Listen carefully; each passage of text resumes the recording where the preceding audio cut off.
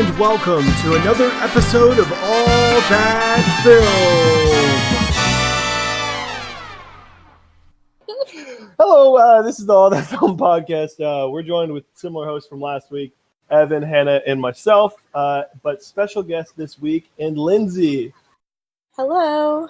Lindsay, tell the dear listener a great film that you've seen recently, either in the past week or if it's been longer than that since you've seen a great film the past month. I watched Jurassic Park for the first time last week, and that movie is lit. Ooh. Yeah. I wasn't big on Jurassic Park when I first saw it because I had a massive cold, and I fell asleep in the middle. Same with I watched The Godfather the first time, in that same way. And I was like, this movie's boring. I avoided Jurassic Park for so long because I just assumed it would be boring. But I was like, Laura Dern is in this? That was the deciding factor. Wait, who is she? She's Sam Neill's buddy. Yeah. I must have not seen that movie in a while. Yeah, no, it's for sure Laura Dern. Oh. She's not really in it a whole lot, though, right? She was in a lot of it. Oh, well, I remember. I mean, it depends. Okay, if you're surprised that Laura Dern's in it, then yes, she's in a lot of it. That's fair. That's fair. She doesn't go on the whole side adventure that's in the middle of it. Anyway, Jurassic Park to the side. This week we're talking the first half of 2019. We're sort of doing a hodgepodge of awards. Good films. Pause here to do 2019, the best year ever. I don't know. Do you guys have a good?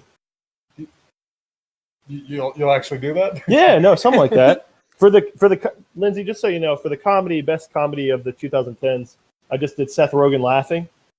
Okay. So I just need something like that. Actually, I ended up cutting something together for the animated episode. It was like a hodge. It was What's Up, Danger? I forget what else. Something with Pixar, something with Disney, and then Minions. The ba ba ba. Okay. No. I'll put something together. So we're talking the first half of 2019. So all these lovely films that have sort of come out in a little bit of a weak year. We've got a bunch of different categories. So let's start out. We'll let our new co-host join in first with the worst execution of a film. Lindsay, what do you have? Okay, I went with this movie that I saw a couple months ago called Stuck. And it was a musical about 6 strangers that got trapped on a New York City subway together. That's a good idea. Yeah, it's a good premise. Was painful. A painful experience. It's the only time I've ever considered leaving. It was just 6 people singing at each other, accusing each other of being racist over and over again. Oh. Yeah. And it had Giancarlo Esposito and Ashanti in it. So I thought, this is going to be amazing. And it was basically the moral of the story was it's okay to stalk people as long as you just want to draw them. Oh. I've never heard of this movie. Yeah. It's only been watched by 73 people on Letterboxd. Oh. I couldn't even find it's just called Stuck? Yeah, just Stuck. I couldn't find it. I'm glad you saw it. I saw it. Yeah. I gave it a chance. You saw it in the theater or no? I did, yeah. Oh. It was in theaters? I did. I saw it in theaters. I don't know. I cannot. Do you want me to It send had you? to have made $2 at the box office. You can send me the link afterwards. Sorry, I was just. By the way, wait, are we doing? Lindsay, just curious. Are we doing films of 2019? Yeah, I saw it in theaters this year. That's crazy. And Yeah. 72 people have seen it? Uh-huh. Is it this one from 2017? Yes, yeah, that has a 36 Metascore. Yeah, it got a 2017 festival release or something, but it got a theatrical release So it just this year. came out. They decided to dump it to only Lindsay. 2 years later. just me. We watched it in April. Oh, very nice. All right, so Hannah, what's your pick for the most or the worst execution of a film? Okay, I have a tie between 2. All right, I have Aladdin and Beats. I don't know if anyone saw Beats. It's on Netflix. Oh, I did not see it. It's like kind of like a version of Creed, but with music. And that's how it was pitched to me by someone telling me to watch it, and I was like, dude, that sounds so cool.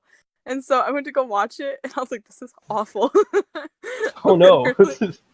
Literally the music wasn't even good. Like, it's like one of those like that like movie cliche where it's like they like play a song and like the characters pretend like it's the best thing they've ever heard in their life, and then in reality it's like, oh, this is terrible. Why are you guys hyping this up? I'm gonna add this to my watch list. Okay, I was very confused, Hannah, because there's actually, oddly enough, there's 2 films called Beats that came out in 2019. Oh yeah, one of them is like a gay movie, and then the other is like a Yeah, the music one. Yeah. And the other has a 3.8, and you hadn't rated it, so I was like, wait, she hates this? Like, yeah, that's interesting. And then Aladdin kind of speaks for itself. I like Guy Ritchie as a director, so I thought he'd bring more life to it. But like, and Aladdin is such like a like big movie, and like such a like grand movie, I guess. And for it to be so lifeless and dull, except for Will Smith, that kind of brought a little bit of life into it. I don't allow was this really disappointing. I was just making sure you were looking out for the Fresh Prince, because I think he's rather good in that movie. So far, the moral Yeah, I of do too. 2019 stay away from Yeah, him. he's great in it. Yeah. I think, I mean, I'll let you go first. Have any of us seen The Lion King? Yeah. Yes. Okay, I was surprised that neither of y'all or thought of bringing that up, because I've heard it's very hollow in that regard. But I'm Evan, like in the minority that likes The Lion King. Yeah. Oh, Oh my god, that's crazy. oh geez, goes off the podcast. No, I still haven't seen it yet. But Evan, what's your pick for worst execution? well, I was thinking of picking Dark Phoenix, but I don't think anybody could have made that work with where it was heading story-wise, so I'm going to go with Scary Stories to Tell in the Dark. Hey, Oh. Yep. No, that's not my pick. Oh, but okay. It's up there. Well, I was really excited. I liked the premise. I think the effects look good in the trailer, and I still think they're pretty good effects. I don't think that's necessarily the problem. It just doesn't really work with all the characters and what they're doing and how they try to make it scary. And it tried to, I don't know, it's like kind of trying to do the It thing. Yeah, for but sure. It did not, and couldn't even do the Goosebumps part, right? Yeah. But it just didn't work. My thing together. specifically, talking about the effects, Yeah. is I wanted that property to be animated, and I just kept thinking while I was watching it, I was like, this would be so bone chilling for certain moments if it was animated. My pick is going to be The Hustle. Oh my god, I hated that movie. Yeah, it's downright awful. So the thing is, I heard they were remaking Dirty Rotten Scoundrels, but gender swapping it, and I love Dirty Rotten Scoundrels. It's like one of my favorite comedies. And I wasn't opposed to, like, I like parts of Ghostbusters, oddly enough. I'm not one of those people that's like, why can't you come up with original property? Because, like, everybody's, doing it's whatever. Because that's at least, like, a new spin on it. This was awful. The jokes didn't land. They misused Rebel Wilson, especially because, like, I think we talked about I don't know if you were on the episode, but, like, she's funny in Pitch Perfect because she's funny. Yeah. And everyone took away from Pitch Perfect that, oh, she's funny because she's fat. And, like, that's a lot of the humor that goes there. And I'm like, guys, Rebel Wilson is talented. Like, I don't know. I hope and Taika Waititi does her justice in Jojo Rabbit. Hopefully, yeah. That's the only dream. All right, so we're going to be moving on to Best Surprise. Hannah, I'll let you go first. Okay. I got to look for this on my list. We're doing it out of order. Oh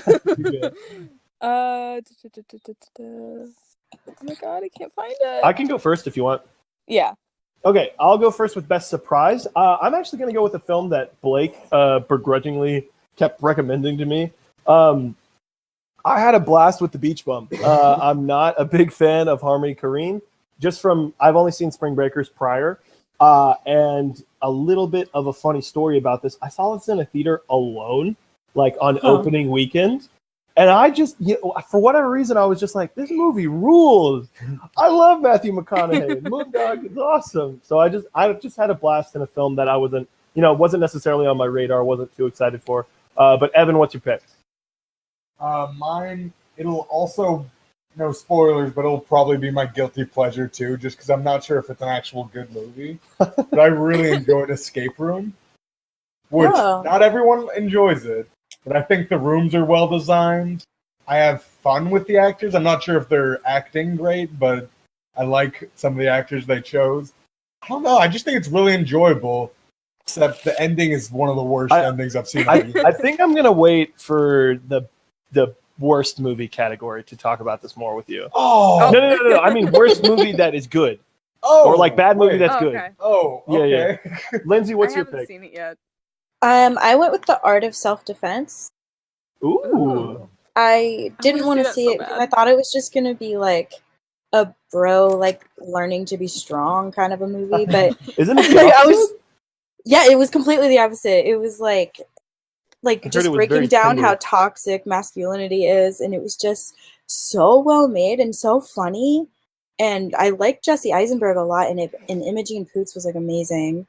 So I was like really surprised by how much I liked that movie. Yeah, I'm still waiting for the HD version of that to come out on digital because I missed it in the theater. Yeah, really disappointed. It was only out for like a week. Hannah, what's your pick? All right, my pick is Fighting with My Family. I saw the trailers and I thought it looked awful. I thought it looked so cliche and just like even though it is like cliche, even though it's a like true story, whatever. It's still very cliche. But I hated the trailers. I thought the trailers looked awful. And then I actually watched it and I was like crying like through a lot of it. And I was like, this is like really, really good. Yeah, it was like it was something like there's movies that I can watch and I'll be like it's like so like heartwarming that I'll like start crying, like Brigsby Bear is another one of them. I feel that. Yeah. I cry a lot in movies. Fighting with My Family, I was like bawling because I was like, oh my god, it's so cute. And yeah, I really, really enjoyed Fighting with My Family. I showed a lot of my family it, and I was like, dude, this movie's really good. So, are you a fan of wrestling? No, not at all. Okay, gotcha. That's interesting. Because I know a lot of wrestling fans weren't too big on the movie. Wait, really? Yeah. I was surprised. It did get good reviews. Yeah. Got a decent amount. That is a surprise. Yeah, for sure. That movie. I'm going to let Evan go first on this one just so we can get this conversation out of the way. Best bad movie you like. So what I was going to say about Escape Room, you had told me prior, you were like, yeah, the puzzles are really fun. Completely agree with you. I also think, Hannah, you said you haven't seen Escape Room? No. I think this cast is really like a good hodgepodge mix of like these characters. They do some sort of like Deus Ex Machina or whatever it's called. Like they do a lot of that where I'm like, yeah, sure. But like I think if you put that cast in like if you put them in like Scary Stories to Tell in the Dark or like another movie where the cast is kind of boring, I think they work. But the ending is one of the worst endings I've ever seen. Yeah, it's so bad. The movie, but I still enjoy that. I don't want to say anything to like ruin it for Hannah, but it would be. Oh no, I've heard someone talk about it because I was like, I'm never ever gonna watch this movie, and I want to know how bad it is. It's aggressively bad. Honestly, once you get to the part they reference in the beginning, which is also a bad move. Another reason it's a bad movie. Shouldn't have done that. Once you get to that same room, turn off the movie. You'd probably have a better time. And the thing that bothers me is like I'm for sure like when executives or like whatever team was like working on this, they're like, oh yeah, this is gonna make our next Saw. Like we got this. Like I could see it in I don't know. But I'll let Hannah go next. What's your pick for best bad movie you like? Okay, even though I just said I really, really like this movie. This is the whole category. Okay, so I really, really like this movie. But I know like everyone like hated it. I'm gonna go with The Lion King. Because I don't think it's bad, but I know that a lot of other people think it's like literal cancer. Yeah, that's what I've heard from a lot of people. Like so many like haters, and I'm like, it's still The Lion King. Like it's the same story. That's what I was wondering because so many people were giving it like a 1 out of 10. Yeah. And I was like, well, it's still based off one of the best movies. It's frustrating because people are just mad that it's like making money. And it's like, and they're like, if you don't go see it, then you're saving original films. I'm like, no, like you guys going and seeing The Lion King isn't going to stop fucking like A24 from making movies. Like you guys are freaking ridiculous. Like people are enjoying it, obviously, because it's making money. And freaking so many kids are going to love this. Like, Why? Film Twitter ruins everything. In conclusion, The Lion King is good. All right, that's it. Lindsay, what's your pick? I know this is a bad movie. I really liked Dark Phoenix.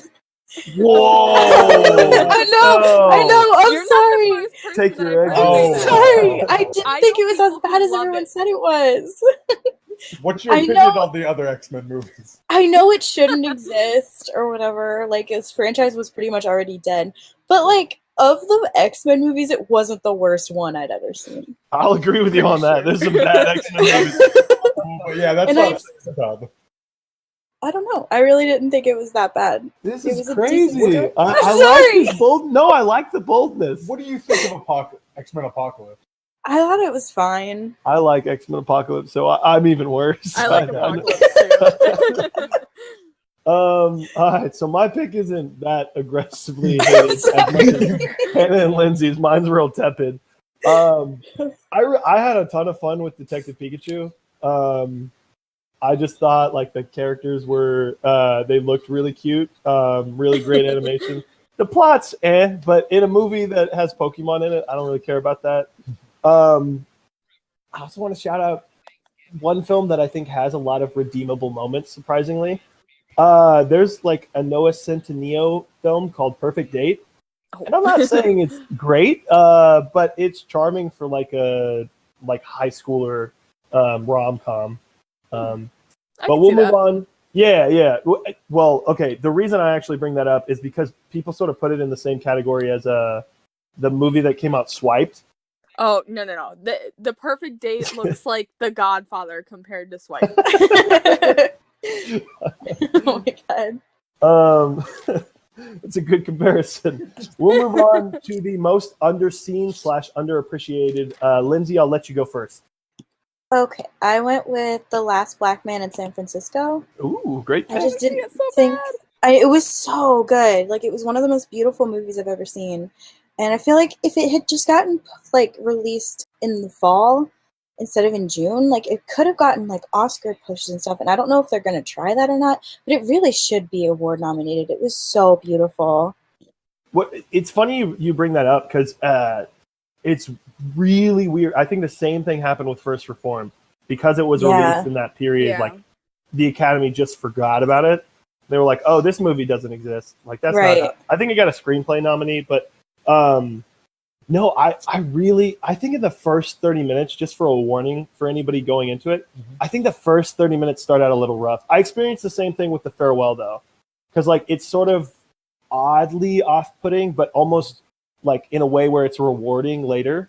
And there's just a lot of complexity to Last Man of San Francisco. It's like I really hate superlatives, and maybe Lindsay would completely disagree with me. Have you seen Blind Spotting by chance? I have, yeah. Okay, see, I think it's like Wes Anderson's Blind Spotting. Oh, I can see that. Okay. Not necessarily in his style, just like the characters that they write. Really, it's kind of Wes Anderson. Just a little bit. Not really like stylistically, but I know what you're saying. Like this, Just like the way the characters act. Especially his best friend. Okay. His Like- best friend is like one of my favorite characters of the 2019 movies I've seen. Like he was amazing. I agree with you. He does a lot of like fantastic things. No, but that's a great pick. I'll go second. This is a film I think a lot of people enjoy that have seen it, but I think it's already been forgotten, and it's like one of the top 10 grossing films of the year. I'm gonna go How to Train Your Dragon 3. Yay! I just think people aren't like respecting this franchise enough. It's just lots of fun. I think people talk about like the Aladdins and like the Lion King, and I'm not, coming for their throats or anything. But in a world where people are like, "Oh, there's nothing original," like this was sort of an original thing that they're building off of more that they concluded, and no one cared, or at least it felt like that. Actually, but so sad. yeah, I agree. Hannah, what's your pick? I'm gonna go with Paddleton. It's Ooh. a Netflix movie, and I watched it just to watch it, and it's my second favorite movie of the year. Lovely. I don't think I've cried harder in a few years. The last time I cried this hard watching a movie was Call Me by Your Name. I literally cried for the last 45 minutes of the movie. Not spoiling anything, but yeah, and it's really funny. on top of being heartbreaking, and it's really beautiful, and it's one of the better written movies of the year so far. And the performances are great too. I haven't watched it because I know it's emotionally a lot. You got to prepare yourself. Yeah, I got to be in the mood for that. But Evan, what's your pick? I'm just gonna go with The Farewell. It's not underseen necessarily in maybe the indie community, but I think it's much more kind of open to. I think a lot of people could enjoy this. Like, this isn't a movie you should pitch as indie. You should have pitched this as Crazy Rich Asian, and I think people would have watched it. I completely really enjoyed it. Yeah, every time I've told someone like the general, like the vague premise, they're like, "Oh, whoa, that sounds really interesting." And I don't know what A24 is doing because I feel like this is a film that could be like a Crazy Rich Asians, or even like a My Big Fat Greek Wedding, or Big Sick, or like or something. Big Sick. Yeah, because Big Sick got definitely. a decent amount of. Yeah, it's just they very sparse release, and I think it could be enjoyed if they pitched it to I think they are doing the Lady Bird route in that they wait for a hard push in the fall. Yeah, but it's already got a wide release, so I'm a little confused with. Yeah. But we'll move on to the next category, the inverse of underseen and underappreciated, overrated and overappreciated. Evan, I'll let you go first. What's your pick? Dude, what was mine? Okay, I'll let Hannah go first. What's your pick? All right, I'm gonna lay this down. Booksmart. Oh my god. Dude, every time I say I don't love Booksmart, it's followed by like, oh my god. Said the worst thing in the world. I don't love Booksmart.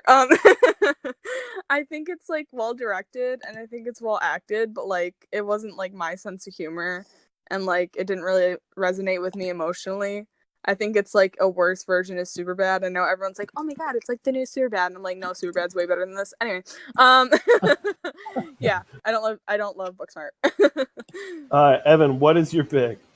I guess I'll say Us, and not because necessarily what people said about it, because it was a mixed kind of reception, and I do enjoy pretty much everything except some story elements.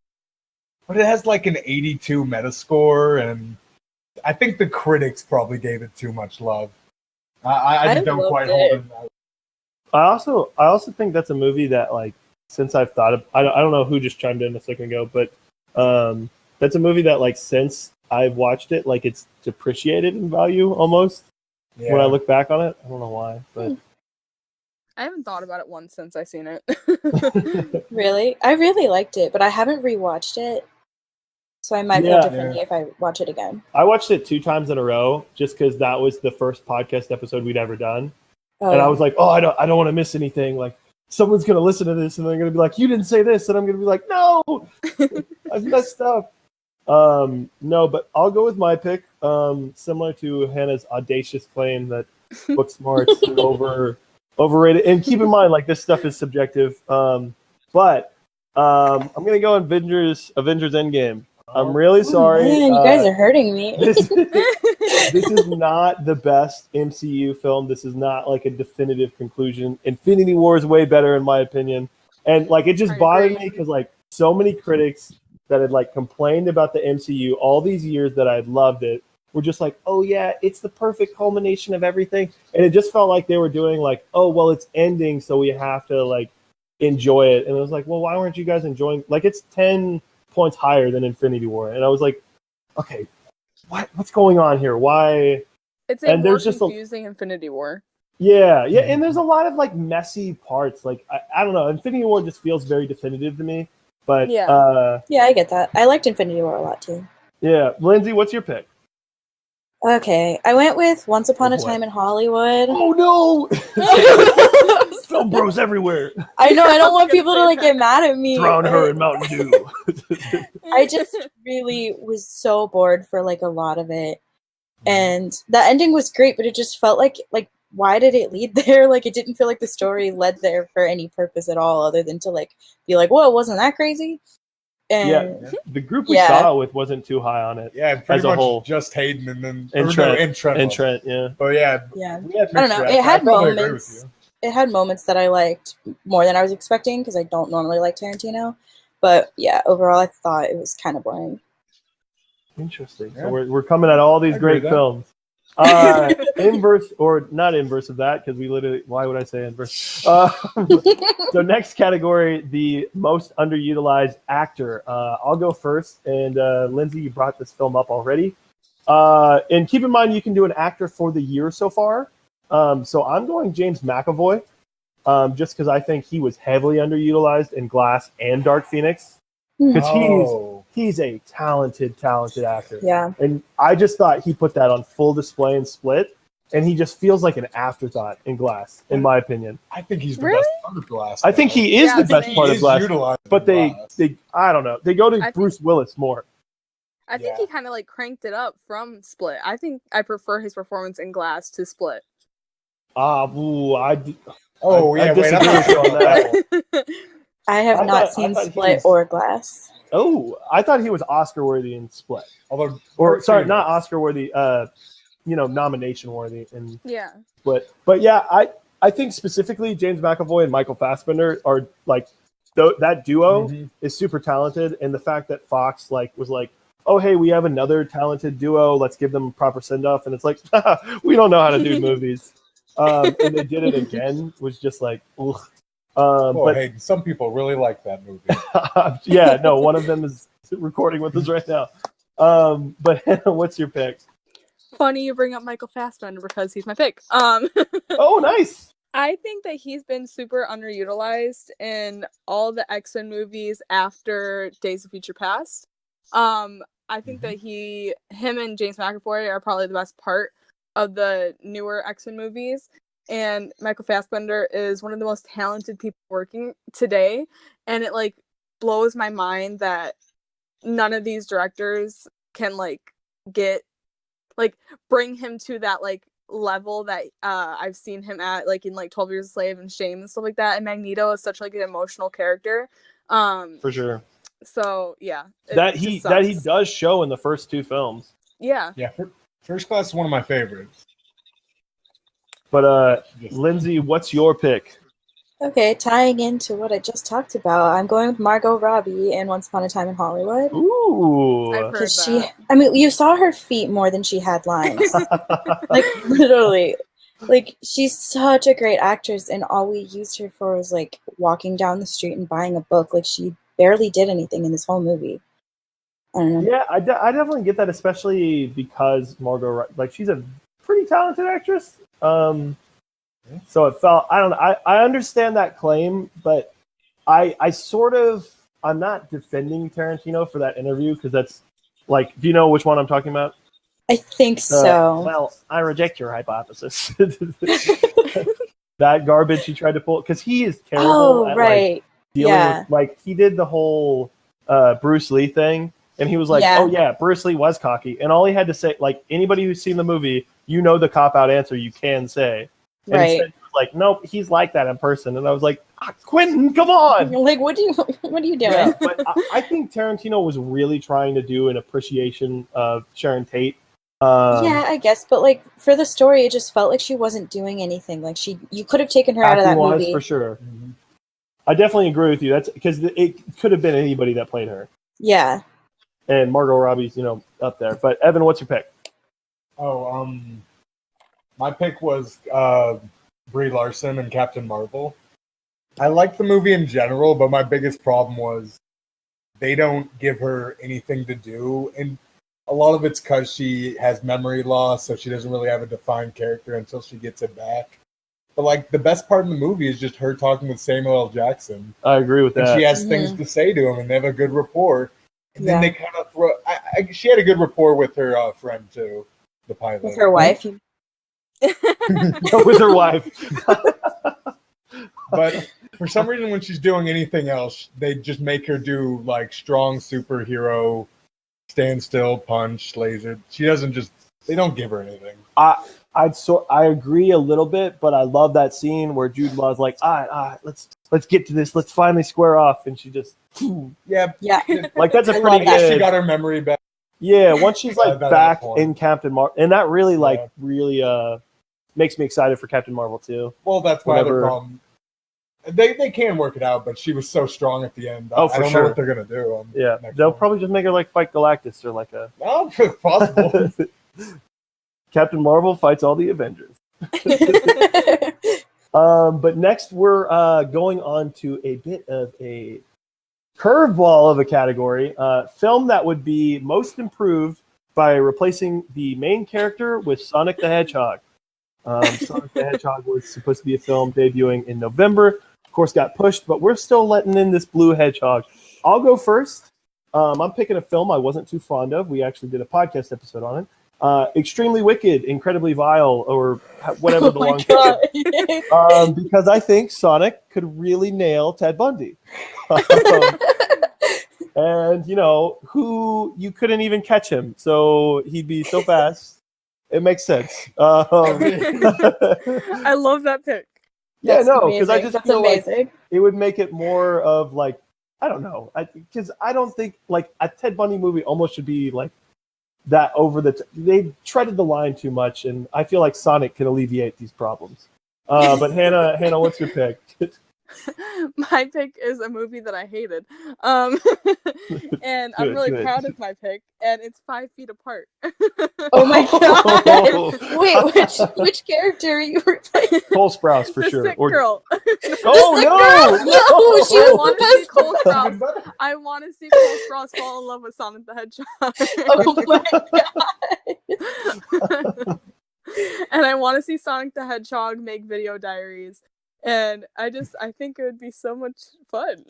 Oh my god, that's amazing. I like this edit. Lindsay, what's your pick? Okay. I went with Aladdin because I feel like Sonic with Will Smith's like blue genie, I just feel like their dynamic would be too much to handle in a movie. Blue Squad, yeah. Too much blue. It'd be so great though. Like I can see it. That's a great pick as well. Is Sonic going to be dancing as well as Aladdin yeah. was able to? Okay, Yeah. of course. Oh yeah, for sure. He knows that stuff. He could probably sing better too, honestly. Oh really? Wow. Evan, what's your pick to round out this all Sonic cast? Well, I picked Dark Phoenix. Jesus. Because it's not a great movie, and I feel like he could play. Suddenly he gets even faster, and it's just super. That turns a bit evil.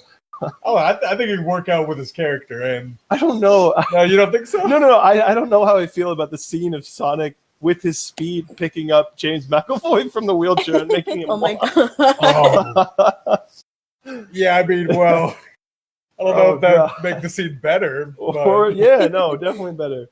So those are our picks. I'll try to get someone to Photoshop something together for our blue hedgehog friend. Next, we're going on to a little bit of a lesser crazy category. The best visuals. Evan, I'll let you go first. Well, Midsommar is the best shot movie of the year, and it does really interesting things with its camera movement and just the way everything looks. I like the stage design. Everything just looks really good in that movie, and they have put in drug effects at some point that I thought really held up, and he has a lot of horror effects, and he knows how to do that. I just really enjoy about the way the movie looks. Yeah, great pick. Lindsay, what's your pick for the best visuals so far? My pick was also Midsommar. Oh, whoa! Double doozy! Yeah, I just like the pastel and like floral, just like being part of a horror movie, like really made me so unsettled. It was like so pretty, but everything that was happening was so horrifying. I just really liked that. Yeah, for sure. Definitely. I said that before, and I think upon a rewatch, I'll agree with this lesser. I thought it was very similar in that way to Wicker Man. Yeah. Which Evan has seen it afterwards. I feel like it's because I watched them so close in between. Maybe because that element that it's I get like Wicker Man vibes too. Okay. Again, maybe it could just be like the mood or maybe something. But I was thinking about it, and I was like, I kind of want more daytime horror. Like the actual plot is where I think it's similar. I mean, you're right, but it looks different than that movie. Yeah. And that's what I mean. Like the visual style in Midsommar, I completely get it. It's fantastic. Like that movie doesn't scream brightness. Yeah, there's almost like a dark. Yeah. Even though it is, you're right, it's daytime and it's creepy, but it's not right. I don't know. Hannah, what's your pick? Are you combo breaking? My pick is the Bash Brothers Experience. Yes, Hannah. Wow. Okay, let's hear it.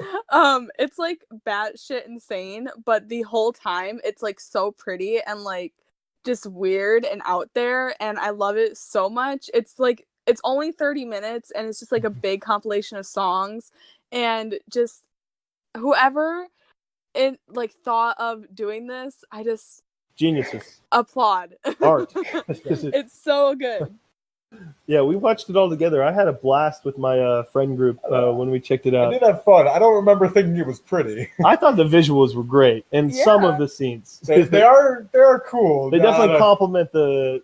That was a very surprising. Well, it's just answer. weird. It's weird that they go like Terrence Malick for Lonely Island in some parts. In some parts. Yeah, I get what you're saying. No, but that's a great pick. I'm actually going to go a film that's arguably probably bad, but this definitely elevates it for me. I'm going to go Godzilla King of the Monsters. Okay. Just because I think that's like still an A+. I think whoever the visual effects team on this was, like, oh my God, they are incredible and should be doing way more work. Because especially with Godzilla, Mothra, Rodan, and is it Ghidorah? Yeah, Ghidorah looks incredible in the fights that they're able to have when they're not, going away from them. And going to the humans, going to nonsensical plot. Yeah, I'd say the human parts don't look good. Yeah, especially when humans are running like with this huge action fight going on. Yeah. It's very clearly a CGI like set. But when the animators, CGI animators, but still animators, are allowed to do like the beauty that Godzilla can have, mwah. But next we're moving on to best blockbuster scene. I'll let Evan go first because I think I know what his is. One of the best blockbusters of the year, but the most like concrete scene that I remember this year from a blockbuster has to be the end of Endgame. Just, I don't even you say you think it's overrated and whatnot. You love that last 30 minutes. Tear up every time. Every time I hear that, because I've watched it. I watched it again on Blu-ray, and as soon as I heard that on your left, and I was like, oh, yeah. so good. Yeah, no, everything from that point on is spectacular as a scene. Sweet. Hannah, what is your pick? I'm gonna go with the I don't know how to word this. The Mysterio scene where it's like the first time that Mysterio actually starts like messing with Peter. And it's like with all those like really pretty images of like Spider-Man with like in the like Mysterio helmet and like stuff like that. Yeah, that was a beautiful scene. That like looked like a comic book on screen. It was awesome. Oh, definitely. Yeah, because people were posting like some of the stills that the comic like directly influenced that scene, and I was like, oh my God, this is incredible. Yeah. I can watch it over and over and over again. I love it so much. You saw the extended edition, right? Yeah, I did. What did anything noteworthy or no?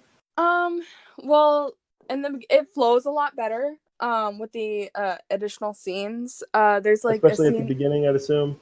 Yeah. There's most of the additional scenes are in the beginning, like you see Peter like getting his passport, like you see the stuff that was in the trailers that they left out of the movie. Okay. And then you see that action scene where he's like doing your jobs or whatever. To the policeman, and then there's an additional Mysterio scene towards the end that kind of makes things make a lot more sense if like you don't pick up fast in movies. Okay, gotcha. Yeah. Sweet. Lindsay, what's your pick for best scene in a blockbuster? I also went with Avengers Assembled from Endgame because I mean nothing else can top that for me. That was like the best moment I've had in a theater in a long time because it was 2:30 in the morning and everyone was screaming and it was so awesome and I just had the best time. Like, yeah, it was iconic. So that would have been my pick. You two have sort of gushed like similarly to what I would say. So I'm actually going to go with a pick of a movie I think is bad. I think the rollerball sequence in Alita is top tier. Okay. Like it's well put together. Like the thing that like bothers me about that is like I think James Cameron had like the visual team on this. He was just like, I want to animate that scene where they do the rollerball thing, and then he was like, yeah, I'm out. And then he was like, here you go, Robert. I'll leave you guys to the rest. Yeah. But I think the visuals in that look astounding. And I didn't even see it in the theater. I just was watching it on my home TV, and I was still very impressed. But we'll move on to the best film to take your grandma to. So I'll go first. My pick is going to be Late Night. It's a comedy film with Mindy Kaling, directed by Nisha Ganatra. It's just a really lovely film. It's about to hit Amazon, so if you guys are trying to sit down and watch a film with your nan, pretty good comedy. They'll like it. There's an older woman that's in the lead. Yeah, it's a good grandma movie. Yeah. Hannah, what's your pick? I picked Dumbo. Whoa. Okay. If you want your grandma to go to sleep. Oh, Nan's taking a nap. I actually didn't hate Dumbo, and my grandma actually told me that she liked Dumbo, so that's why I picked it, because I remember my grandma was like, yeah, did you see Dumbo yet? Yeah, I really like Dumbo. She's being honest. That's fair. That's fair. So, Lindsay, what's your pick for your grandma's film? I picked the only movie that I saw in theaters with my grandma this year, which was Yesterday. Oh, that is a grandma film. Yeah, she loves the Beatles, and she really liked it a lot. So very nice. I still haven't seen that. Me either. That was one of those. I kid you not. Like I've talked about this with Rocket Man. I was like, oh, like Rocket Man feels like I'll love it in the dollar theater. So I was waiting, and then the day Rocket Man was slated to come out at the dollar theater, they were like, oh, hey, we're renovating to become an actual theater, so bye. Oh, no. But, Evan, what's your pick? Where are you taking your grandma to? This is more based on a hunch than actual evidence, but I feel like grandma would really enjoy Knives Out. Oh, good pick. I think grandmas are missing well, wait, the hold up. That movie comes out November. Okay, so I can take it to her then. Okay. Evan's taking his grandma to the future. 2019 the point is, would you like me to pick another one? We're embargoed. True, sorry. No, you're I good. didn't say anything. I'm so excited for that movie. It's really fun. I think whodunits used to be really popular. Oh, right? For sure. Grandmas love it. Grandmas do love it. That's a great pick. It is a great pick. Evan's going to take his grandma when it re-releases. Grandmas love Rian Johnson. That is true. Yeah, they're big fans. They turned out in droves to see Last Jedi. Love Brick. I did see The Last Jedi with my grandma. Big fans of Brothers Bloom. It was Rian Johnson. So next category, we're going to be a little more outlandish one again. Best film Vin Diesel would take you on a date to. Lindsay, I'll let you go first. Who you go? Okay. Well, first of all, I would never go on a date with Vin Diesel. First of all, we're gonna disagree on this. Vin Diesel's like really creepy. Have you guys seen He's so creepy. I hate that. I know what interview you're talking about. Yeah. And I'm like, oh no. I would let Vin Diesel wine and dine me. Just aggressive compliments. I picked Hobbs and Shaw because I feel like he would just want to talk shit about it the whole time. The Rock Johnson. I know. He would be like, "This is why I'm better than this movie." And blah, blah, blah. I wouldn't have gotten punched there. See, I didn't even like. I was like, oh, he would never step into Hobbs and Shaw. But what he would do, he'd probably buy tickets to like Scary Stories or something like that, and sneak you into Hobbs and Shaw. And just point out all of the wrong shit they're doing. Yeah. See this? They're using the wrong car. Where's my Camaro? They didn't talk about family. Not enough familia. Hannah, where are you going on a nice date with Vin on? I feel like Vin Diesel would really like The Dirt. Oh, okay. I feel like Vin Diesel would be like, dude, this movie's like badass. Like, I feel like he's like it's so real. Like, I feel like it would be less us watching the movie and him just like talking about why he loves it so much. So 2 great dates with Vin. Evan, what are you going with? I can change my answer if you want. Go for it. But you want me to change it? Yeah. Can't go on the same date, or else you and Lindsay are going on a double date. Oh, you picked Hobbs and Shaw. Hobbs and Shaw down to the exact reason. I would love to hear him whisper me mean things about the cast. Oh my god, I love how many of the same that we picked for each category. But Lindsay, are you okay going on a double date with Evan? With Vin Diesel. I feel like I would need another guy there to like protect me from Vin Diesel, I think. And then after the day, me and him can go home and kind of forget about her. Yeah, exactly. Would just whisper why his bald head is better than Dwayne Johnson. Okay, so that's a great segue that you mentioned that. I actually picked Glass, and the reasoning was because Vin Diesel, a notoriously bald man, two very bald men in Glass, Bruce Willis and James McAvoy, and S-Jax is sometimes bald, so I feel like he'd be like, "Oh, he'll like the bald guy. He likes me. There we go, Vinny." And then he'd be like, "Well, there's not really a lot of glass in this movie. You want to get out of here?" Because Vin Diesel for sure hasn't seen Unbreakable or Split, so he's very confused. He's like, "Where's the glass?" Yeah, I thought they were shattering glass. That's bad luck. Where's the cars? Yeah. No one drove a car in this. But those are our dinner dates with who do you feel like is getting the furthest with Vin Diesel? I'm thinking it's Evan because he's I'd say Evan. He's alpha Lindsay on their double Hobbs and Shaw date. Tell him how much I love Groot. Yeah, be like, yeah, you are better than The Rock. He doesn't know who Groot is. He doesn't know. He probably didn't watch the movie. He just said I am Groot a bunch of different times. Oh my god. Imagine I love this timeline. We could talk to him about the Iron Giant.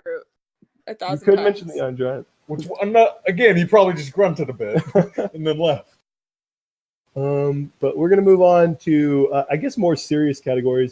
Best performance in a non-Oscar role. Hannah, I'll let you go first. This is lead performance in a non-Oscar role. I went with Mark Duplass in Paddleton. Ooh. Yeah, his performance is like so funny and heartbreaking and just like perfect. I don't know how else to explain it. You had to see the movie to understand, but his performance is it's chef's kiss. No, that's more of like a comedy. Like obviously it's a comedy drama, but do you feel like it's not in the discussion at all of like Oscar worthy? No, not at all. Really? I mean, I haven't. One, heard it's of a the Netflix movie, and I guess two, that's no one's seen it. That's fair. Yeah. I mean, if Roma can't win Best Picture, right? Netflix is gonna do too. God, it breaks my heart. I've been campaigning for I looked at the slate and now I sort of know. I was like, okay, well, there's a lot of good actors coming later. I love Zachary Levi in Shazam. Oh yeah, he was great. Yeah, I thought he was fantastic. I think people underrate how difficult it is to like fully encapsulate what it's like for like a 13-year-old to get powers.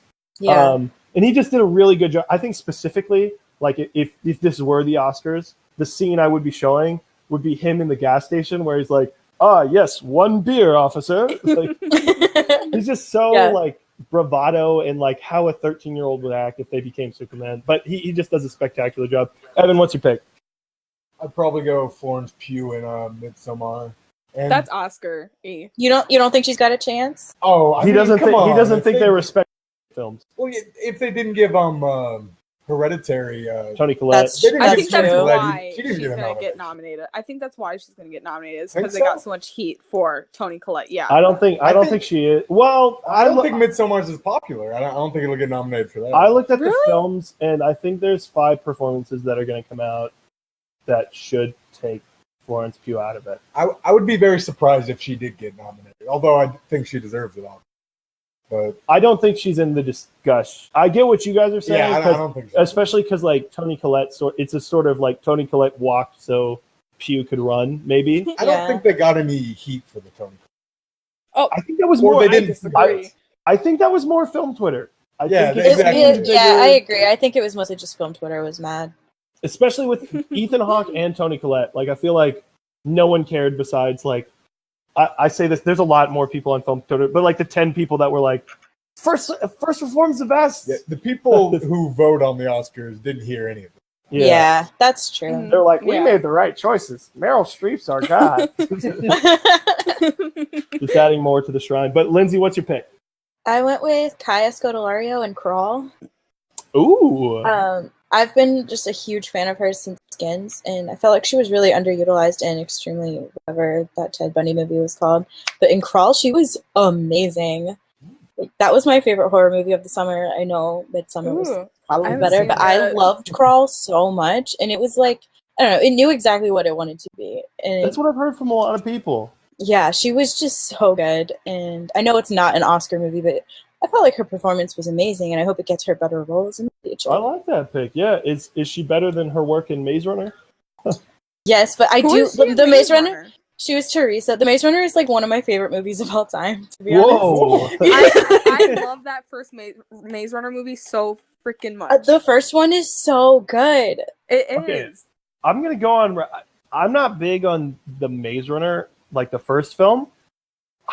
I thought Death Cure was like one of the best. What? I'm not. No. Listen, Death Cure was awesome. Out of all the out of all like, because I feel like every YA film, like they just always like put out the worst movie to like end the series. And this one's like, I was like, oh, that was fun. Like, so it wasn't great, but I thought it was great. I loved the Death Cure so much. But Dylan O'Brien almost died. Oh no, that's all. I love Dylan O'Brien so much. I love Dylan O'Brien so much. Yeah, I'm not big on Dilly Bry. Yeah. Oh my god! Don't say that. I'm sorry. Oh my god! Hangs up. We're moving on to best supporting performance in a non-Oscar role. Evan, I'll let you go first. What's your pick? Well, in the Nightingale, all the acting top notch. So specifically, Bekali Ganamnar. This is hard to pronounce, but he was really great as the supporting character to the main girl. And the main girl's incredible too. I just think she was fantastic. Yeah, you've already seen it? Yes, I want to see it so bad. And it's too small, very small release, and also once again, there's stuff in this movie that probably is just too much for most viewers, and I don't think. I mean, I hated the movie, to be honest. Really? But I loved the actors in it. That's sort of when I talked to Evan about it, he's like, "Yeah, it's a lot. Like, I don't even know if I want to say like I enjoyed what. I still haven't seen it, but it was interesting the way you guys were saying. Yeah, I've heard it's like the most disturbing movie like of the year, like easily. Yeah, probably. It felt pretty like gross and exploitative to me. But it's not like in the discussion of like award season. Is it still that genre? I don't think so. Okay, but I don't know. The I guess acting it's is small amazing. horror like It Comes at Night or like a The Vivitch or Babadook. Maybe. Same camp. It's the same director as the Babadook. Yeah, and that didn't really get noticed, so that makes sense. Lindsay, what's your pick? I went with Elizabeth Banks in Brightburn. Oh, she was like the only good part of that movie.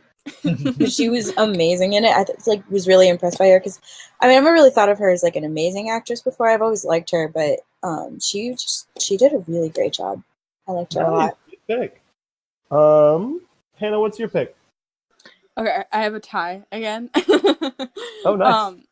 One of them is a movie I haven't seen yet. What? Okay. But I'm really confident. I don't know if I'm allowed this.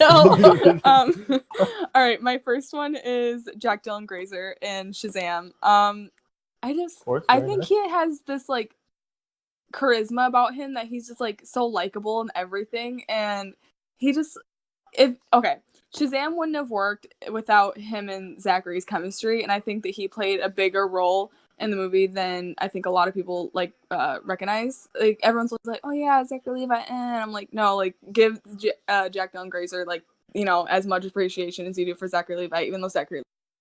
But yeah, I love him in that movie. And then my second pick is Bill Hader in It. Wait, sorry, who? Oh, Bill Hader in It. Yeah. Okay, that film is not out yet. I'm not allowed. We won't allow it, but respect. Okay, I have heard really good things. Yeah. Interesting that you're already again her Bill Hader love. Barry's great. Yeah, Barry. I've seen 3 episodes. My pick for best supporting performance in a non-Oscar role. This film will get no love from the Academy, but I think it is wickedly terrific. It is Jake Gyllenhaal on Far From Home. Yes, just because he's so over the top, unhinged, and probably the best performance I've seen in any villain since like the Joker, and I think. Look, I'm gonna go bold on this one. I've rewatched The Dark Knight. Don't get me wrong, Heath Ledger's like really great. What are you about to say? What are you about to say? I think the Joker performance is a little bit like slightly overrated in my eyes. I'm not saying Jake Gyllenhaal's better, but I think they're close. Like because I think both those actors are very. I think they're very close. Okay, I agree. Wow. Okay, I'll go ahead and put it out here so I'm not lumped into the group. I really didn't like the villain performance. I love Jake Gyllenhaal. Felt way too over the top. Felt ridiculous. Didn't like his backstory. But he had to be over the top. He had to be over the top, or else it would be a forgettable villain. Yeah, exactly. He was just. Because here's my thing. Because think about what he's doing. It has to be like crazy. Like I 100% I got a question. Agree. If you didn't like him in Far From Home, how'd you feel about him in Okja? I liked him in. Oh wait, have you seen Okja or no? I've seen part of it, and I don't know. Because he's even more unhinged. Yeah, no. I don't know. Him and Okja is like Mysterio cranked up to 10. Yeah. I don't know. No, but I don't know. I kind of got Nightcrawler vibes from Mysterio. Yeah, just like that crazy look in his eyes, in a, like cracked up like way, I guess. Correct. But no, I just like I think you need to be over the top to make that performance memorable in my eyes. Yeah, and that's I what agree. sells the movie That for me. I don't know. Wow. Exposition scene wouldn't have worked if it was any other actor other than Evan doesn't like the exposition scene. Still yeah, you're so right. I think that's the best scene in the movie. That's like the worst scene in the movie. I agree. I freaking love that scene. Wow. And everyone's like, "Oh my god, it's just such an expedition dump." And I'm like, "It's done and it's so like, well, yeah, but in like the best way possible. Like, so well directed, edited together. Like, yeah, it's so campy too. And I love it. That's what Spider-Man should be. Like, they should have. It should be a little campy. Yeah. Yeah. Dude, Far From Home is so campy, and everyone's like, "Oh my god, Far From Home sucks." And I'm like, dude, you guys complain all the time about how like superhero movies take themselves so seriously, and it should be more like Raimi. And then Far From Home is like, hey, look at this ridiculous scene of Tom Holland jumping out of a bus and freaking like just to stop the guy he's trying to kill because he likes a girl. Like, yeah, that's what a teenage boy would do if he had superpowers. Yeah. Like, it's so silly. All right, so enough hating Evan, I guess. Yeah, no, that's the one. We'll move on to the two last categories we have. We have Best Director. Hey, sorry about this, guys, in advance, but we had some recording problems with the recording system we use. So if we don't sound like the most of the moment as we usually do, as fun as it would be for me to be like, whoa, Lindsay, crazy pick that you, I didn't know that you liked the movie, you know, so it's more going to just be fast paced. What's the worst about this is we actually had a terrific conversation. And I don't, you know, it's one of those things, it sounds like I'm a 10-year-old being like, oh yeah, I have a girlfriend. She just goes to another school. But we'll get on to our favorite director picks. I think I went first. My pick was Lulu Wang. Are you guys surprised? I'm shocked. Wow. Hey. But yeah, I thought this was a spectacular performance from a director. Just all the things that went into this project where it's getting performances from this entire cast, the way everything's shot, the score is so well utilized, and the raw emotion that she's able to show. I mentioned this before, but just that there's not a lot of representation of blank American people, because a lot of those people, it's like, oh, hey, you come to the United States and it's not necessarily you look like everybody else. But when you go back to where you're from, it's not like you don't necessarily fit in with the culture that's there. So there's a lot of divide. I think they capitalized on that excellently in The Farewell. So my pick's Lulu Wang. Evan, what's your pick? My pick is Ari Aster. I just think no, I actually changed it. Oh wait, what did you pick before? Quentin Tarantino. Oh, yeah. No, I Hayden was so ready to do a fake surprise sound. He didn't even hear me. I'm sorry. Okay. Anyway, actually, I'm gonna change it to Ari Aster just because I like that movie better. I think they're both him and Quentin Tarantino are doing a ton of stuff for the movies. But I guess since I liked Midsommar better, I was thinking about it. Maybe I should have just picked Ari Aster because he's the reason everything looks and feels the way it does. He has to put a lot of stuff, and the acting too. way the camera moves, everything. Can't believe I faked surprise to an actual surprise. Yeah, not great. We all were just trying to be like, wow, that's so funny. And then we actually didn't pick someone. Lindsay, what's your pick for best director? I went with Lulu Wang as well because she just made me cry. Wait, did you just say Lou Gang?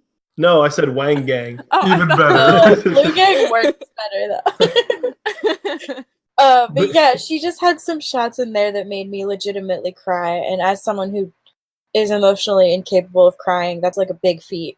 So shout out to Lulu Wang. Hey, what was the last film that you cried in before The Farewell? Big Hero 6. Ooh, nice. Also a film I cried in. A lot of films I cried in. In the theater. Like, I cry every time I watch Brokeback Mountain, but in the theater, it was Big Hero 6. Yeah, great pick. Hannah, who's your best director? I picked Dexter Fletcher. I think that he is. I think that he is a big reason why Rocket Man wasn't Bohemian Rhapsody, and he just brought so much life into the movie. When you see like that obvious parallel is Bohemian Rhapsody, that feels very bland and just like lifeless, and then Rocket Man is just this like fantastic musical fantasy, and Dexter Fletcher really, did a lot with what could have been a boring musical biopic. For sure, especially I'd already mentioned this, but essentially building on Elton John's big catalog of music and making it to where, oh hey, if I want to listen to the Rocket Man soundtrack, it's completely different. Well, not completely different, but it's different stylistically in a lot of ways. Yeah, like Rocket Man in particular isn't the same as Rocket Man in Elton John's music, and I think like Crocodile Rock is so different for sure.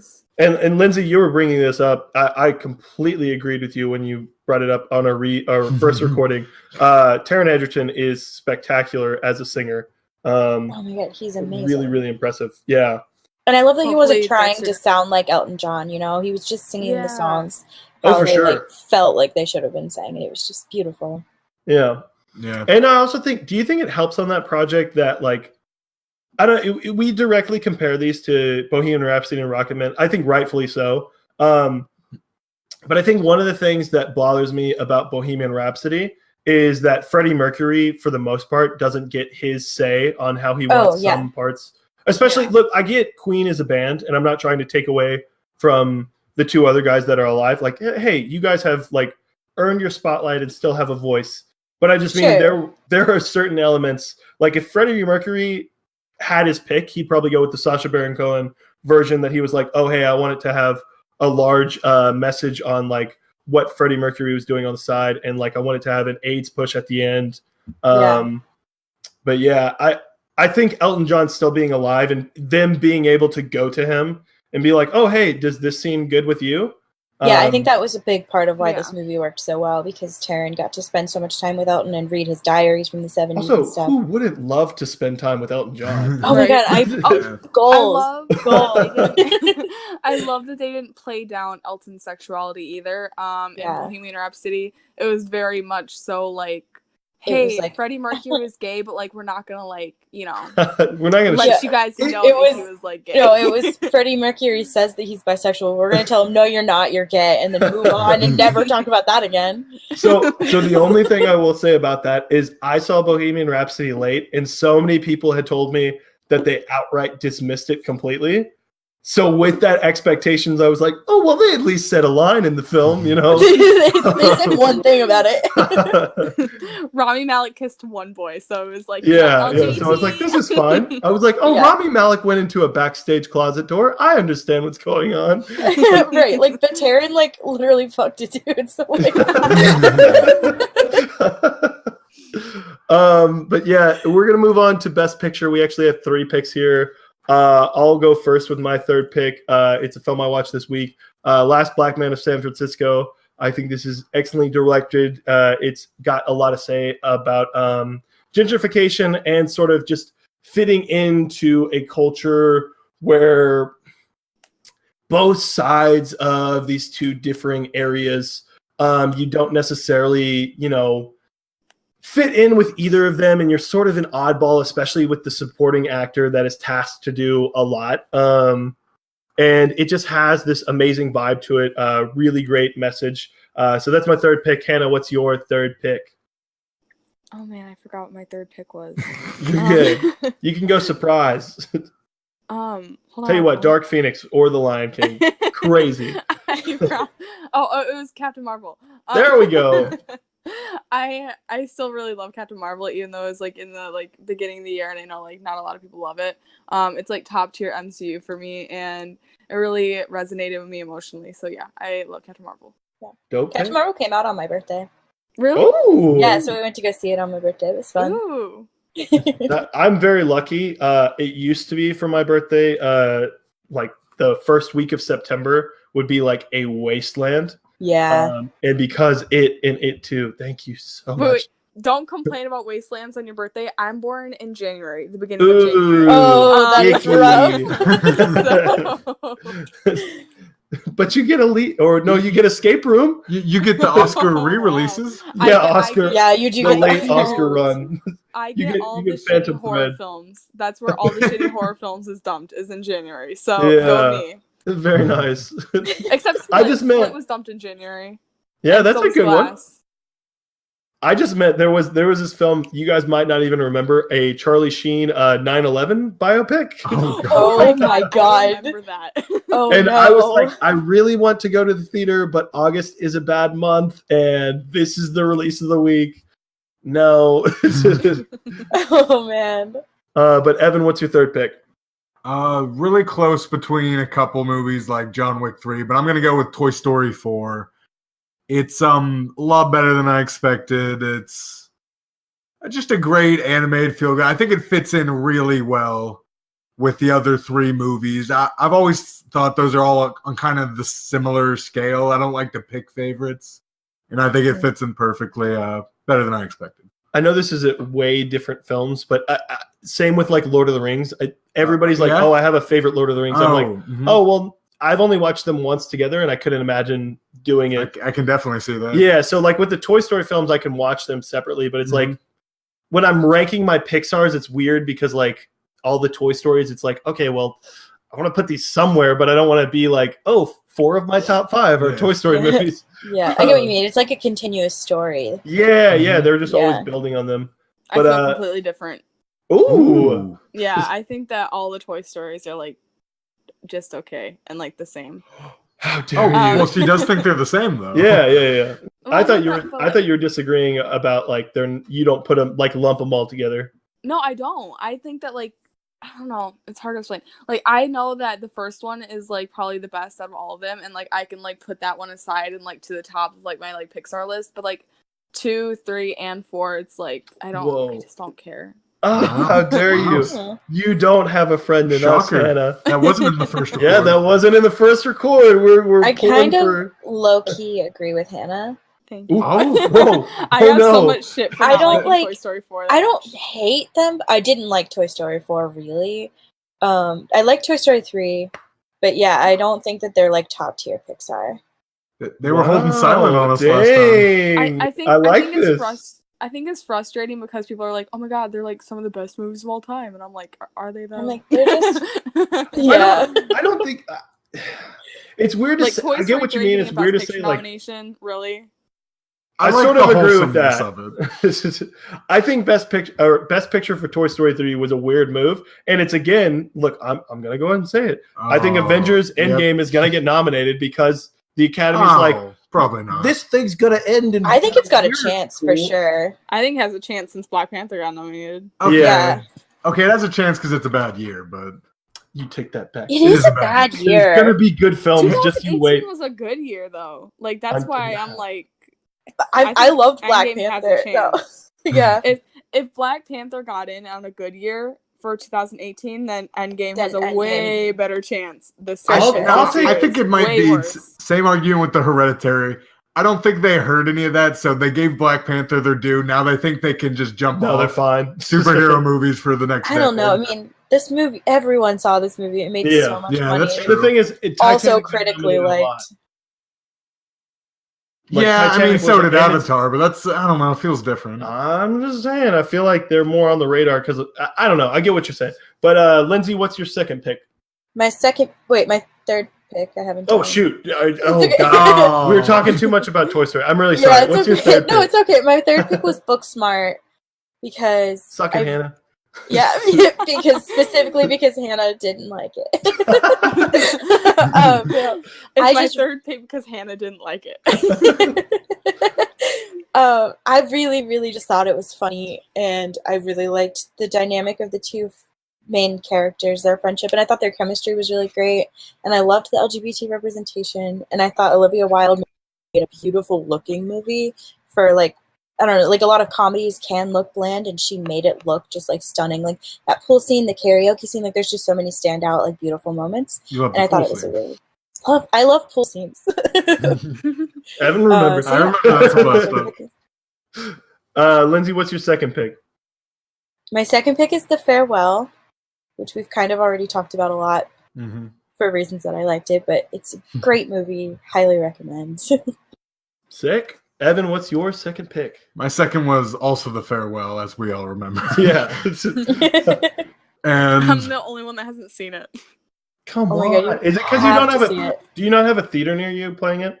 No, like the closest theater playing it is like an hour and a half away. Okay, Ooh, never mind. You're dang, good. You're good. dang, yeah, that's No, tough. that's- I thought you had it like next to you, and you're like, whatever. No, I've Yeah. been wanting to see it forever though. Time to see Good Boys. I was like, Hannah, what are you doing? Yeah, I'm lucky. I get like almost every movie in my theater. I live Evan in and like, a Austin super had small to go. town, so Yeah, you guys Yeah. had to go decently far for the Nightingale. Yeah, but I think it's getting a slightly wider release. It'll be this weekend. Yeah. This, We wait, normally when did I see it? people Next normally weekend. test out, like, as long as they do decently at the indie theaters here, like they go to wide release. Oh, in and this Hayden, area. I told you about when I went to see the Nightingale in Dallas. It's at a kind of fancy theater, but Yeah, there were Angelica, people crowding out Oh, yeah. of the place to see a movie called The Fanatic. I'm assuming it was super early, and then I look it up, and the reviews came out. And it was like 30s. It was like everyone hates it. I'm like, Oh, wait, these wait, guys wait. were You camping did, out. you did say who the main actor is, right? Oh, sorry, John Travolta. In yeah. The Fanatic. Fresh Oh, off no. Gotti fame. Oh Um, no. The only thing I could think of is maybe he was doing a Q&A. I think maybe people thought it would be really good, Oh, and then it just there's- wasn't. That's a mistake on their part. But Hannah, what's your number 2 pick? Paddleton. It's on Netflix and it's a comedy drama, and it's probably the funniest movie of the year and also like the most heartbreaking movie of the year.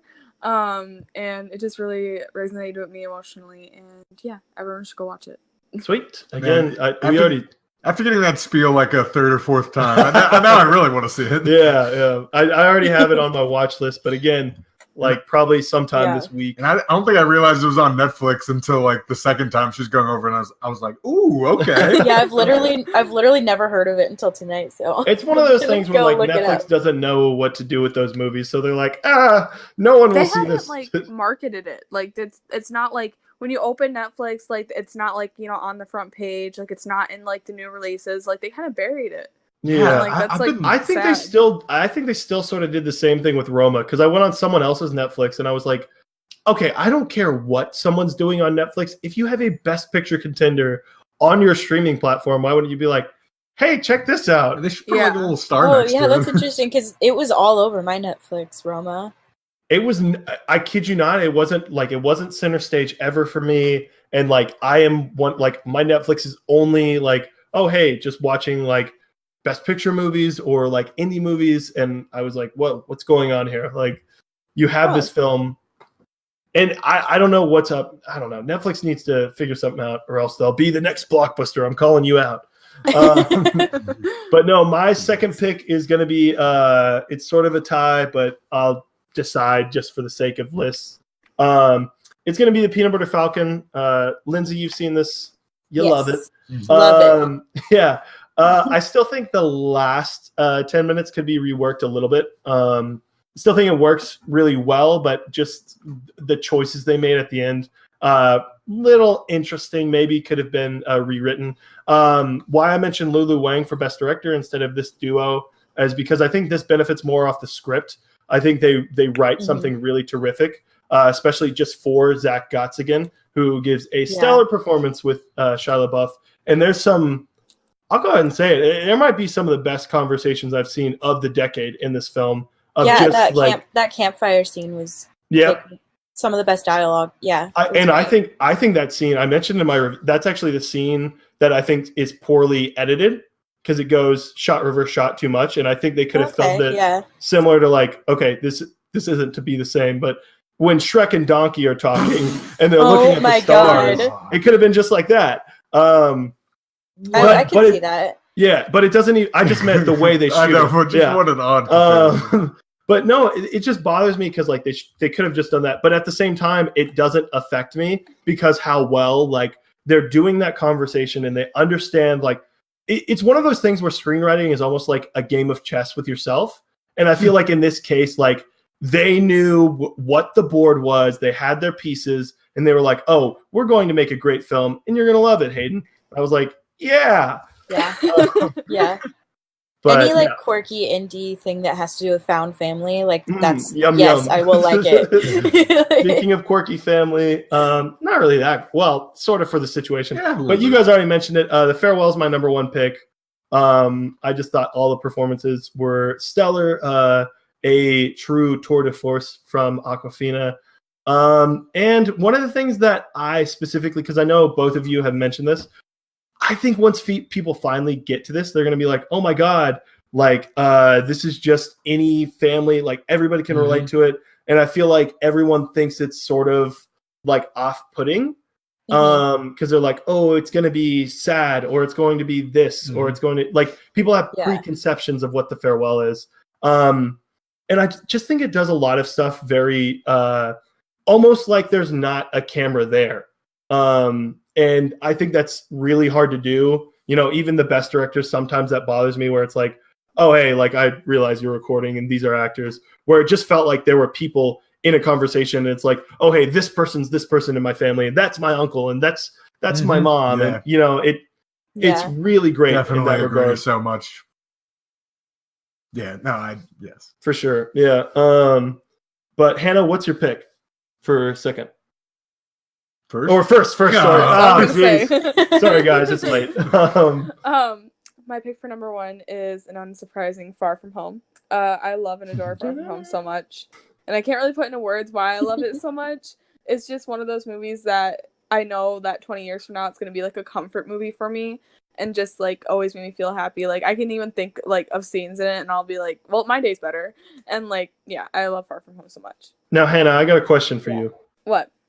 Do you think, having seen this 8 times, as you mentioned, do you think your viewing experience would change if you saw it the 9th time with Vin Diesel?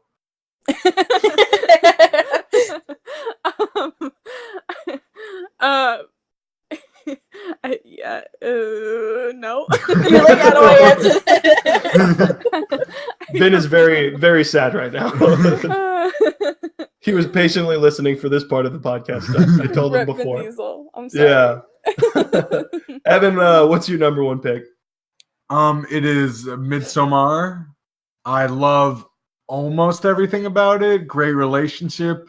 I don't think we can recreate the argument we had last time, but I will say Hayden gave it a 4 out of 10, which I think is just overstepping a line for how good it just looks. Like if you just turn the sound off, don't think about the characters, it looks incredible, but maybe he can defend himself and defend Hereditary. I have a way we can do it like sort of organically. The argument that we sort of got into after this is and this is one I wholeheartedly like disagree with you guys on. And, it's just a difference of opinion. I guess. Part of what they were saying was, okay, there's some objectivity in film where you have to recognize like some of the talent that's going on in other things. And I completely disagree with that because I think it's a little bit different now, especially where we are in terms of what the film community is.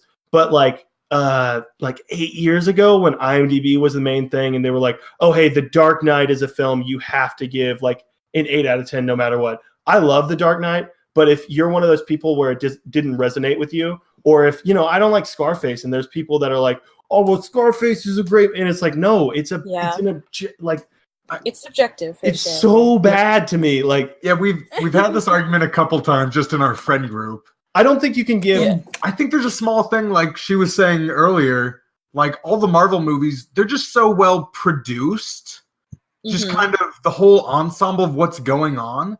You shouldn't hate on them too much because I get what you mean. There's objective things in a movie, not that it's objectively I don't think you realize how much I hate all the characters, the writing in Midsummer. Okay. Like, don't get me wrong. I think the visuals. You agree? I think the visuals are fantastic, and that's why it's a 4. I know. Oh, see, that's what's pushing it up. Like, if there was a terrible visual or an average visual style, it would be like a 2 out of 10 for me. Kid you not. Ooh. Just so odd to me. I don't know. The main couple really works for me. All that drama, great acting.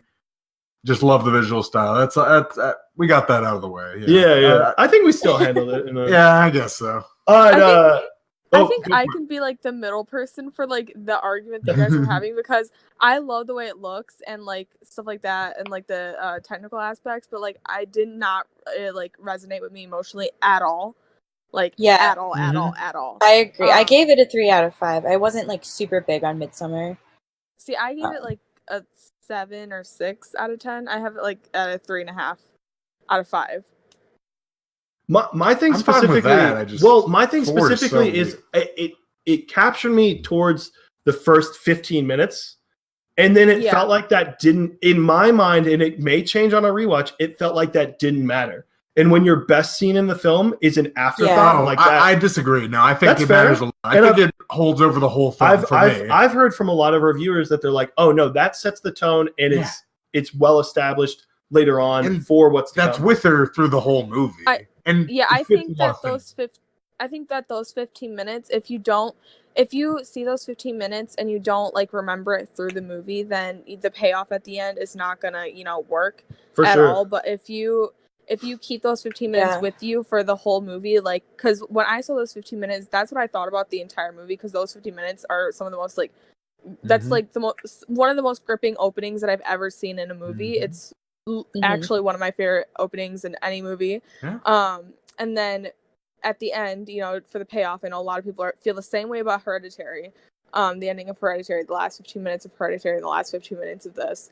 I think that this payoff is actually better than the payoff in Hereditary. And I think it's because I think that those 15 minutes set this up way better than what happened in Hereditary. Because it took me 3 watches of Hereditary to like finally like put pieces together and like come full circle. But with this, it took me 1 viewing, and I don't think that I need a repeat viewing to understand what happened full circle. Gotcha. All right, Lindsay, you are still standing. What's your pick? I'm still standing. Yeah, my favorite movie of the year is Rocket Man. I've seen it 8 times now. I bought it the day it was available to buy. I'm obsessed with this movie. And I really, really, really liked the message of it. And just as a gay person, just having good representation is so important. And I just love that the theme wasn't like, you need to find love to be happy. The theme was just like, you need to learn to accept yourself and love yourself. Because you're valid and it doesn't matter what anybody else thinks.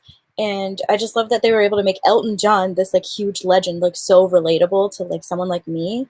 And for sure. Yeah. There's a lot more. We mentioned this before, but I just think there's something that is important because it's weird.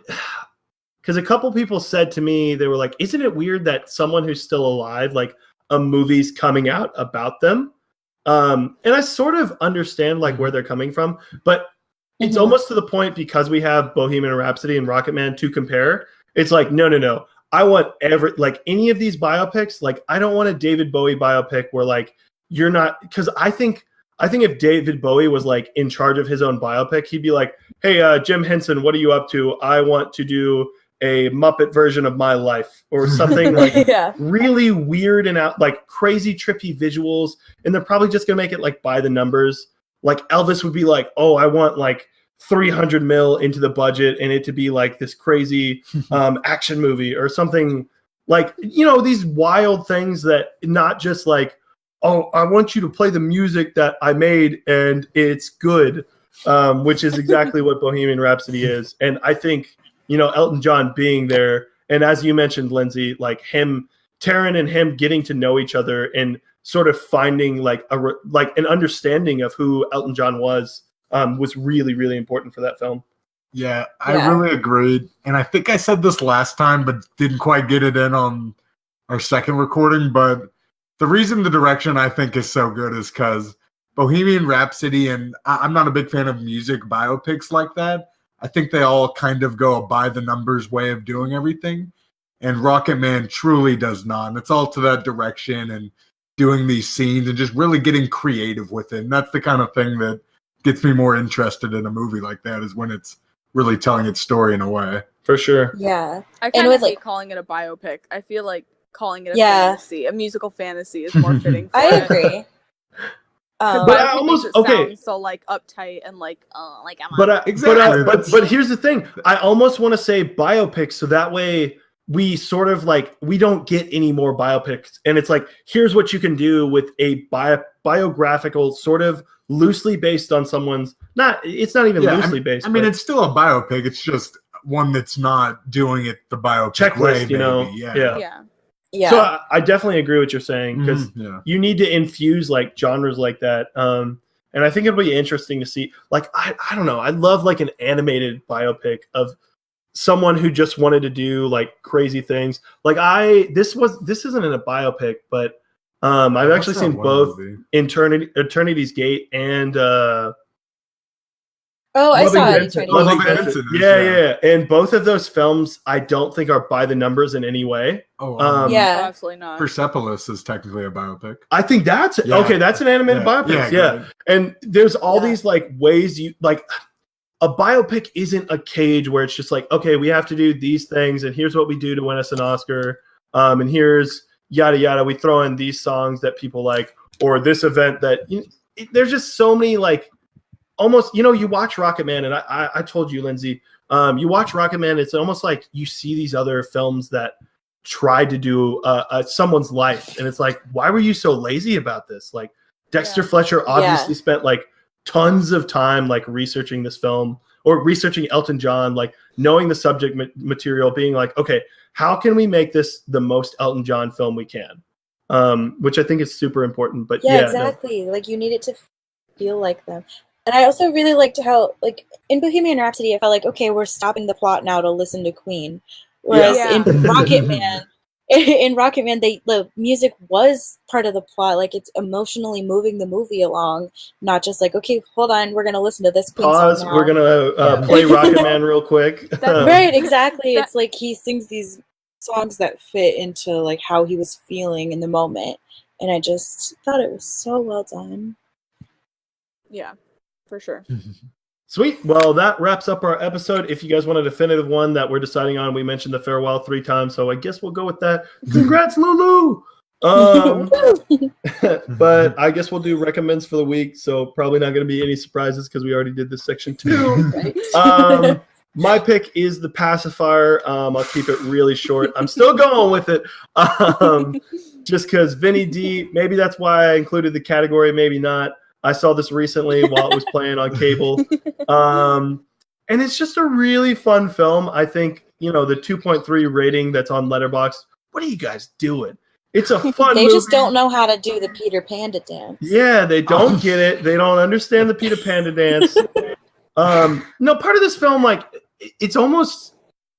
There's something charming about, and I want to say this in a way that doesn't sound like I'm hating on the film. There's something charming about bad movies that like are aware of what they are, and they're like, hey, we're having fun with this plot that like would utterly be like nonsensical, like in a vacuum. And it's like Vin Diesel should not, like, he thinks he's this guy, and he thinks he's a Navy SEAL that can literally break someone's arm just by touching him with 2 fingers.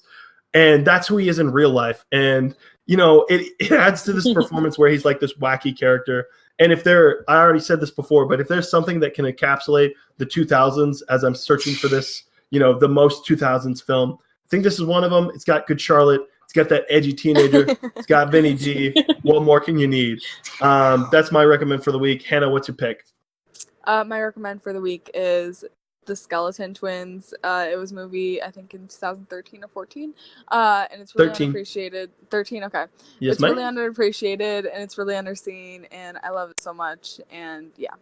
Hater Gang. Yes. Lindsay, what's It's a your great pick for the movie. week? Oh, sorry. Lindsay, what's your recommend for the week?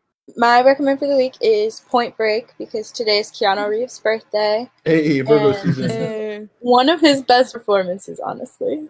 For sure. It's such a fun movie, and as we mentioned before, it's a very, very gay movie. We love gay representation, and Point Break is very clearly. I'd love you to mention the line again because I think that's where it clearly is like, okay, wait, hold up. When Patrick Swayze he's talking to Keanu Reeves and he's like, "You want me so bad, it's like acid Yeah. in your mouth." I'm just like, yeah, that's gay, bro. It's so good. Wait, what do you think Oh, of and the remake? line, oh my god, the line where he calls Keanu Reeves young, dumb, and full of cum. I'm like, why do you say that? He has to throw in that last part. He wants him to know. Lindsay, have you seen the remake or no? I have not. I haven't don't either. want to. Okay, Yeah. I was just wondering. Yeah, I don't think it's that gay. Yeah. They probably take that out. They're like, No, oh no, They're like, no, we can't. how dare they? 90s gay undertones. No, it won't work in the modern day. But Evan, what's your pick? Or what's your recommend for the week? Not pick.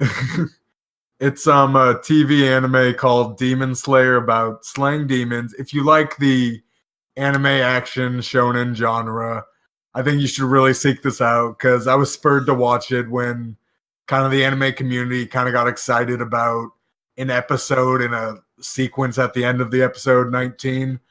And it, despite that hype, it lived up. And I love the series overall, but that one episode just has stuck with me. Sweet. I'm definitely going to check it out. That's our episode for the week. If you guys want to find us, you can do so at All That Film Pod on Twitter. You can email us suggestions, recommends, complaints if you want to. Go crazy at allthatfilm1@gmail.com.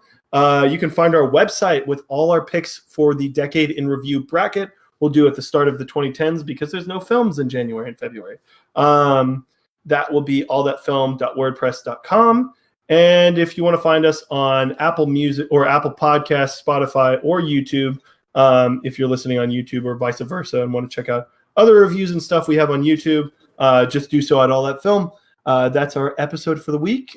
Get ready to talk It Too, not It As Well. It Too. We'll probably have a couple people on. What bothers me, I'll go ahead and say it because I don't even know if people are going to be listening. So many people, I asked them to record, and I'm like, oh, hey, we're doing Decade in Review of Foreign Film. And they're like, oh, I don't know. There's a lot of preparation on that. And I know there's going to be like 10 people next week that are like, oh, let me talk It Too. And it's like, yeah, I have enough people to talk It Too. Like, I know people are going to be coming banging on my door. And maybe we'll get Bill Hader, and I'll just send everybody else away. Bill Hader and James McAvoy, calling it now. But that's our episode. Thank you guys for re-recording this with us. See ya.